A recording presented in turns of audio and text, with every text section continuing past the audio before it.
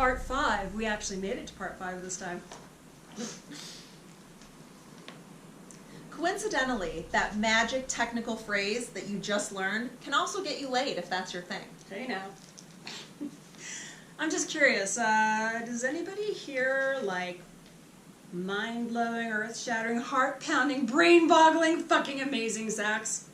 Yes, yes to fabulous sex. You guys like mind-bending sex? Can I get a hell yes? Hell yes, that's what I'm talking about. Well, now we're going to get to the good stuff. You just learned how consent creates our event, you know how anti-consent fucks it up, and you know how to intervene when somebody's trying to fuck up the burn with anti-consensual behavior. So now let's talk about getting to... So now let's talk about the good stuff. Getting to that hell yes. You know what's dead sexy? Somebody confident enough to talk about sex. And you know what's incredibly hard? Teaching people how to talk about sex. That's because in the scope of all human interactions, sex has got to be the most variable. How we decide who to shag, what words will work for one person and not another, all the different ways that people like to be touched and fucked. The variety is endless. So when you take into consideration just how much info we convey to each other without words through sighs and moans and smiles and frowns, a tense muscle here, a delighted shiver there, there is no magic one-size-fits-all set of words that works for everybody. We all rely heavily on nonverbal cues to figure out if things are going well and to make sure we have permission to touch the other person. The problem is, of course, misreading the cues. Nobody is perfect at reading all the cues. How can you be when nonverbal cues don't use their words? So for this next part, you're gonna like strut around and act like a macho asshole. Grab your crotch if you want, leer at the crowd, use your body language to make you look ugly and gross, basically. So let's see, it's gonna go something like this. Sometimes you can just scan the crowd and just know who's looking to get laid. And if they want to fuck, it stands to reason they want to fuck you, am I right? Just look at those clothes that they're wearing and you know exactly how they want you to treat them. Slutty outfit? No words needed. Just dive right in and take what's being offered, am I right? No. No, I'm not right. I am completely wrong. What a person chooses to wear or not wear has nothing to do with consent. It has everything to do with what that person felt like wearing when they got dressed. That's all. She's good, isn't she? So if you see some hottie in tiny booty shorts, the message that they are sending is this. They like the way they look in those booty shorts. That's it. They aren't inviting you or anybody else to grab that ass. They're just out there enjoying how they look and feel in those shorts. This is especially important to know at the burn. You noobs are going to see a lot of stuff, excuse me, that you won't see in the default world. The burn is a place where people feel free to show that they feel sexy. But feeling sexy doesn't mean they feel sexy for you. It just means they feel sexy. Or they're the other kind of hot and took their clothes off to cool down. Fair. You just don't know. No one is asking to be grabbed, touched, raped, or assaulted because of what they're wearing or not wearing. They are only asking to be touched if they literally ask to be touched. So let's review. Sexy clothing is not consent. Nudity, not consent. What do these things have in common? Silence. In both cases, no words have been spoken to indicate that hell yes. The complete opposite of a hell yes is silence. When you're with someone or trying to get with someone, always be reading their... When you're with someone or trying to get with someone, always be reading their utterly silent, nonverbal cues. Look for frozen stillness, silently pulling away, feet and body turned away from you, arms crossed across the chest. An enthusiastic yes is rarely completely silent. Silence can mean that the person that you're with doesn't want to be there, but they can't for various reasons tell you so. So if they can't say hell yes, take that to mean hell no. Okay, now that we've covered what isn't a hell yes, let's get into what is. A hell yes is an unmistakable signal that somebody wants your touch. The best hell yes is the verbal hell yes. The verbal hell yes is the only hell yes that can't be mistaken for anything else. Even better, a verbal hell yes is sexy as fuck. There is such a thing as a non-verbal hell yes, and most of us have experienced it before, especially during our first kiss with another person. Let's say that you're at an event and you see a hottie standing there. Your heart goes pitter-pat, your palms kind of get sweaty, your face gets a little flushed. You make eye contact and they give you that glance and look away and glance back again move. Maybe there's like a little smile. So what now? You could stand there dithering until your potentially earth-shattering sex partner gets tired of waiting around and hops in an art car, leaving you in the dust alone with your crumpled dreams. Or you could whip out your technical skills and impress them. Remember that technical phrase that you learned earlier? Hey, how's it going? I know this is crazy talk, but you could walk, oh yeah. Remember that technical phrase you learned earlier? I know this is crazy talk, but you could just walk over to them and say, hey, how's it going? At a burn, talking to strangers is way more normal than it is in the default world. We welcome the stranger, remember? So no matter how shy you are, using your technical skill is almost guaranteed to get some kind of conversation going, no matter who you approach. So try it. It's amazing. So you walk out, oops, excuse me. So you walk up, you whip out your technical skills, and now y'all are flirting and talking. And to the performers here, one performer will narrate this while you both demonstrate the action, okay? This sexy person is laughing at your jokes. They give long answers to your questions, and they ask questions in return. Their body language says they're all in. Their toes are pointed towards you. Their body is leaning your way. Their arms aren't crossed. They've touched your shoulder or your arm playfully. You just know the time is right for a kiss, so gazing intently, it's okay, you can lean on me. So gazing intently at them, you lean forward and you tilt your face towards that other person in that almost unmistakable invitation to kiss. Do you go right or left? Ooh, I've got coffee breath, I'm sorry. You pause, 1 heartbeat. 2 heartbeats, and that gorgeous creature closes the distance and you share a passionate kiss.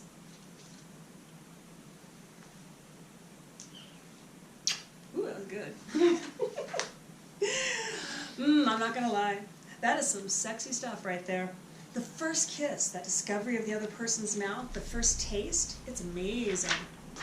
This is an example of not using your words successfully. It can be done. But what if something goes wrong? There are 1,000 ways to misunderstand each other when talking, but there's a billion ways to screw up nonverbal communication. Remember, if you go in for the kiss or touch somebody without their consent because you misread a nonverbal cue, then whose fault is it? And you can get an answer from the audience. They're going to say it's your fault. But is it the other person's fault? Did they lead you on? Who misread those nonverbal cues? You did. So you're at fault. All right, imagine this. What if you're so excited by the prospect of kissing the hottie that your meaningful pause isn't so meaningful? We've all been there before, all nervous and excited and kind of trembly about that thought of getting that lip lock with the new person. And so then you're going to face your other performer while one of you narrates. What if your heart is racing, palms are sweaty, and 1 heartbeat, 2 heartbeats, isn't a slow, sensual invitation to kiss, but it's actually a blip in the eye of time that passes in a microsecond?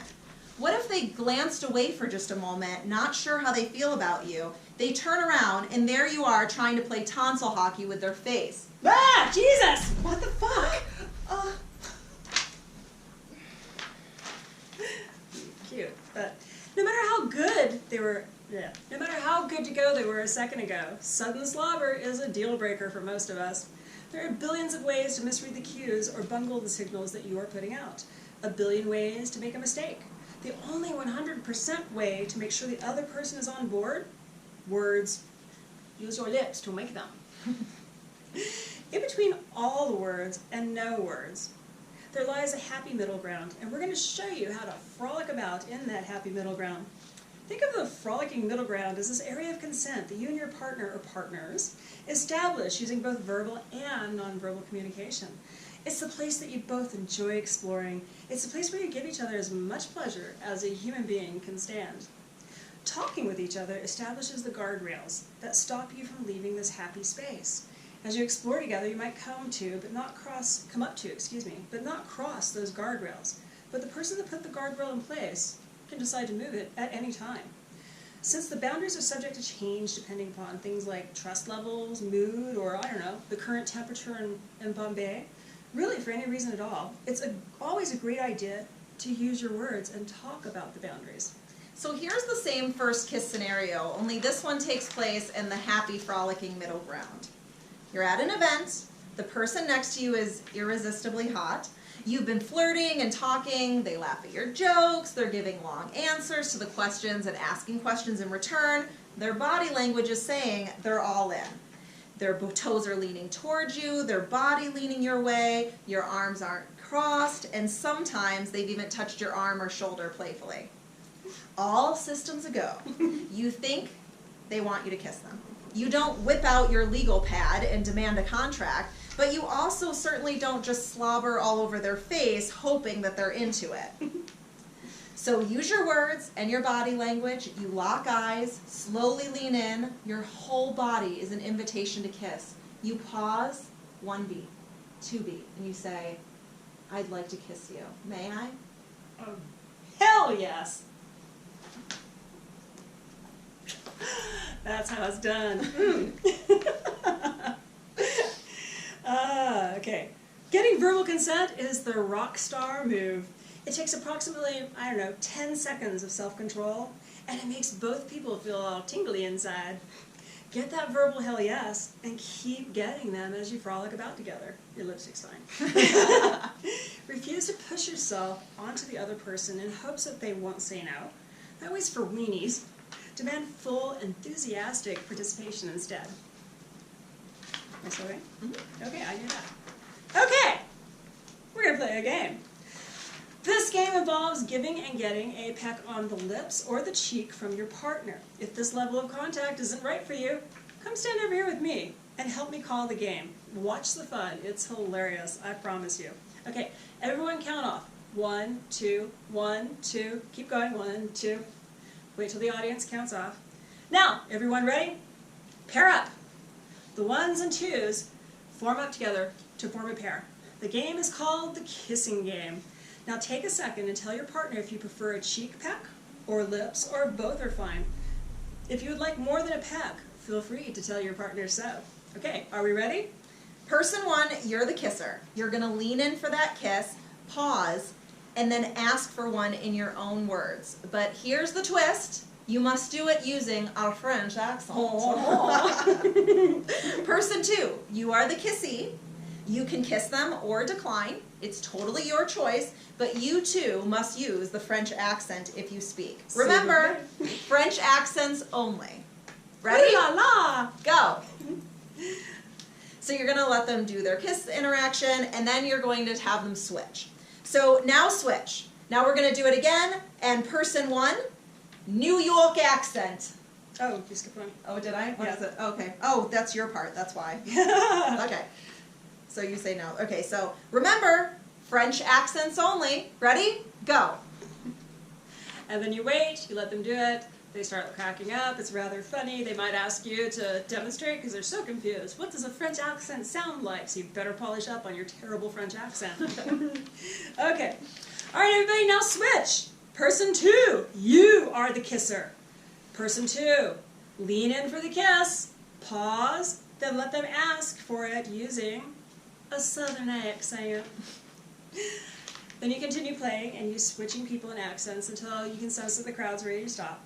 Person 1, New York accent. Person 2, chicken accent. Person 1, British accent. Person 2, like, oh my god, a Valley Girl accent. And then after you've gone through all of that, you thank everybody and have them take a seat. See, words are fun. It's all about the attitude and the chicken accent. So, Using your words shouldn't end at the first kiss stage. You keep using them the further along you get. A good partner is constantly alert to body language, breathing, and other nonverbal cues. Is the person still actively responding? Are they trying to get closer to you, or are they kind of squirming away? Still hot and heavy? Yeah? Sweet! Keep things going by checking in verbally too. Some phrases to try. The classic, you like that? Always works. Or, you are so, insert adjective. I want to, insert naughty thought. Or, fuck, I love how you, insert naughty action. What do you like? Look, it doesn't have to be creative. Look, it doesn't have to be creative. Some people are really good at talking about sex, and some of us not so much. The point is, just ask a question to make sure that your partner's still into it, and to find out more about what they like. And the great thing about it, checking in verbally takes the sex up to a higher level. Communication is the best lubrication. Keep in mind that great sex doesn't have to follow a script. Great sex happens when you make somebody's body feel incredible, whether it's yours, one partner, or 20 partners. Burners as a group are wide open to all kinds of experiences that don't follow the expected script. A couple of years ago, I was coming down with a horrible cold. Yeah, I can speak. Okay, a couple of years ago, I was coming down with a horrible cold. I met a guy and we ended up making out for hours without kissing. He didn't want to catch my cold, so lip locking was taken off the table. I didn't know that you could make out without kissing, but oh boy, you can. It was fantastic. We didn't have regular sex because of my cold, but it doesn't matter why somebody puts limits on an interaction. It's perfectly fine to say to somebody, I'd love to spend the night kissing you, but I don't want to do anything else. Or, I just want to dirty dance with you right now. I want to grind all over you and get sweaty and then maybe go make out. What do you want to do? When you let go of the idea that great sex has to involve a list of certain things, you open yourself up to a ton of new amazing experiences. It also makes it much easier to pay attention to what you need in the moment. Anybody can experience a change in desires. It can happen in an instant. You go from enjoying yourself to not. And it's entirely possible that you won't even know why. At that point, it's perfectly fine to just stop. You don't owe anything to the other person. You don't have to finish in order to be nice. You're allowed to change your mind at any time. And you know what? That other person is required to immediately stop without any kind of retaliation. It goes back to consent.